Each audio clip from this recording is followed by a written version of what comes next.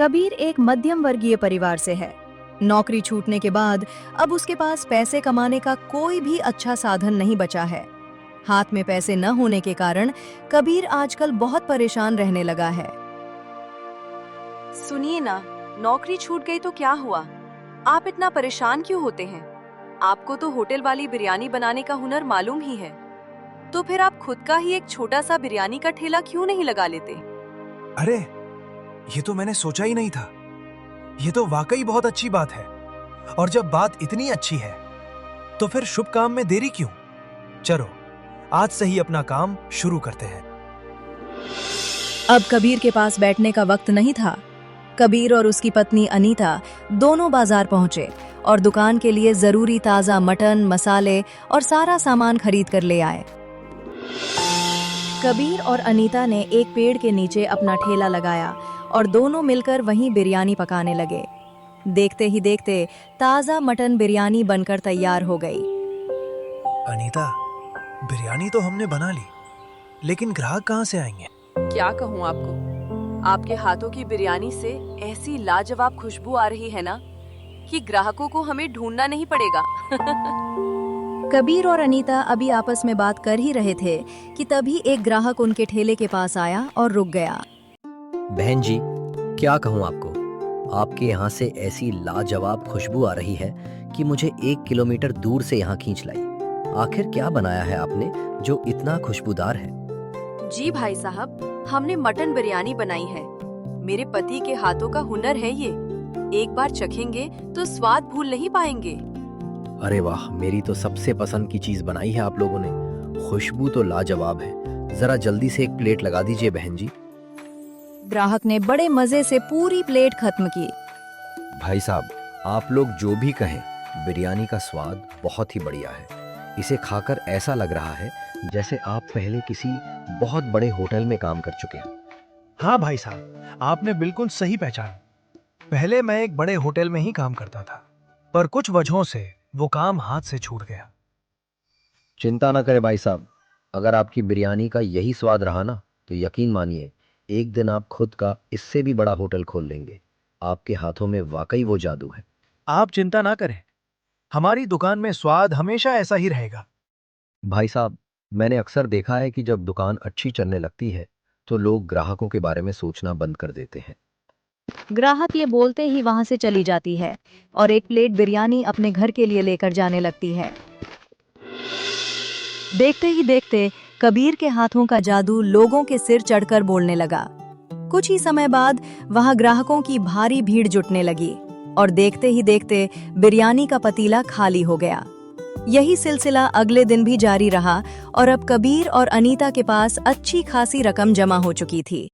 सुनो ना, अब हमारे पास काफी पैसे जमा हो गए हैं। मुझे लगता है कि अब हमें अपना एक खुद का ढाबा खोल लेना चाहिए। सही कहा आपने। इस ठेले ने हमें यहाँ तक पहुँचाया है, पर अब आगे बढ़ने का वक्त है। और कितने दिन इस ठेले पर गुजारेंगे? चलिए, कल ही जाकर कोई अच्छा सा ढाबा किराए पर देखते हैं।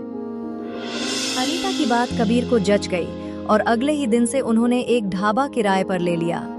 काम बढ़ने लगा था, इसलिए उन्होंने अपनी मदद के लिए एक नौकर भी रखा जिसका नाम था राजू। देखो राजू, जब तुम यहाँ आए थे तो तुम्हें होटल के काम का कुछ भी मालूम नहीं था। मैंने तुम्हें अपना हुनर सिखाया और बिरयानी बनाना भी सिखा दिया है। अब बस मन लगाकर और ढंग से काम करना, ठीक है? जी मालिक, आप बिल्कुल चिंता ना करें। आपने मुझ पर भरोसा किया और मुझे इतना कुछ सिखाया, इसके लिए मैं आपका बहुत शुक्रगुजार हूँ। आपको कभी कोई शिकायत का मौका नहीं मिलेगा, ये मेरा वादा है। और इसी तरह कुछ महीने हंसी खुशी गुजर गए। कबीर के ढाबे का स्वाद अब दूर दूर तक मशहूर हो चुका था। अब उनके पास न तो ग्राहकों की कमी थी, न स्वाद की। और फिर एक दिन, सुनो अनीता, हमारा ये ढाबा तो अभी किराए पर है। कब तक हम हर महीने इतना किराया भरते रहेंगे? क्यों ना हम एक काम करें, अपनी खुद की जमीन खरीदें और उस पर अपना खुद का एक बड़ा होटल खोलें। इससे हमारा अपना ठिकाना भी हो जाएगा और हम होटल को और बड़ा भी कर पाएंगे। बात तो आपकी सही है, लेकिन अपना होटल और अपनी जमीन, उसके लिए तो हमारे पास बहुत सारा पैसा होना पड़ेगा। क्या हमारी अब तक की जमा पूंजी इतने बड़े काम के लिए काफी होगी? अनीता, तुम बस मुझ पर भरोसा रखो। अगले 2-3 महीनों में हमारे पास काफी पैसे हो जाएंगे। तुम पैसों के बारे में बिल्कुल मत सोचो। वो चिंता तुम बस मुझ पर छोड़ दो। अगले दिन कबीर बाजार से पूरा सामान लेकर ढाबे पर पहुंचा और राजू को बुलाकर बोला, राजू, तुम जरा बिरयानी चढ़ा दो, मैं घर से होकर आता हूँ। लेकिन मालिक, ये आप कैसा चावल ले आए?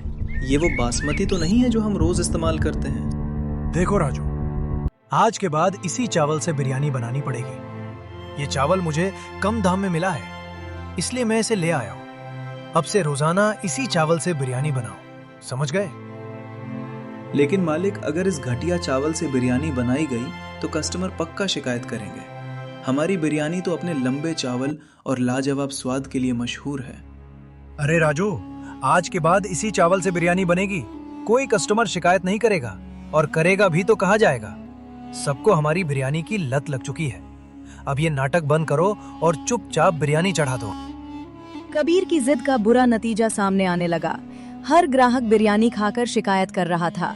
तभी वहां एक बुजुर्ग आदमी पास ही रुक के बड़े ध्यान से सबकी बातें सुन रहा था। उसे कबीर की नीयत पर कुछ शक होने लगा था। अगले दिन कबीर जब बाजार से मटन लेकर आता है, अरे मालिक, ये आप शायद गलती से दूसरा मांस लेकर आ गए हैं। इसे ध्यान से देखिए, ये तो मटन बिल्कुल नहीं लग रहा है। मुझे नहीं मालूम कि ये किसका मांस है, बस सस्ते में मिल रहा था इसलिए ले आया। राजू, तुझे इससे क्या, तू अपना काम कर। बहुत से ऐसे ग्राहक आते हैं जो मटन के अलावा कुछ और नहीं खाते। अगर उन्हें जरा भी पता चला कि हमने उन्हें धोखे से कुछ और खिलाया है तो बहुत बड़ी मुसीबत खड़ी हो जाएगी। जुबान बहुत चलने लगी है तेरी।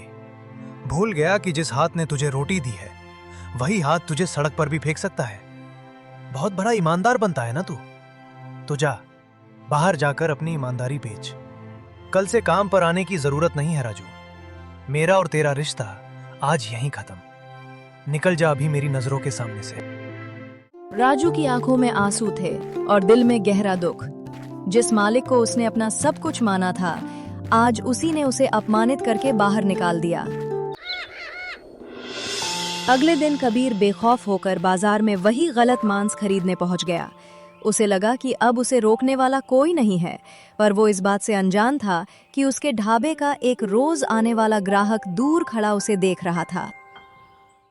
इधर कबीर बेखौफ होकर गलत मांस से बिरयानी बनाने की तैयारी कर ही रहा था कि ठीक उसी वक्त वो बुजुर्ग आदमी एक पुलिस वाले को लेकर ढाबे पर आ पहुंचा। अरे साहब, देखिए, अभी बिरयानी हुई नहीं है। मैं अभी फिलहाल बना ही रहा हूँ। आप लोग बस 1 घंटे के बाद आइएगा, तब तक बिरयानी एकदम तैयार हो जाएगी। अरे भैया, तुम काहे टेंशन ले रहे हो बिरयानी बनाने की? हम पुलिस स्टेशन में तुमको बिरयानी अच्छे से खिलाएंगे। दूसरे जीव का मांस मिला के तुम बिरयानी बना रहे हो, ये बहुत बड़ा जुर्म है। इसी वजह से तुम्हारी दुकान आज के बाद सील रहेगी। चलो अब हमारे साथ पुलिस स्टेशन। कबीर के लालच ने उसे जेल की सलाखों के पीछे पहुंचा दिया और पुलिस ने उसका ढाबा सील कर दिया।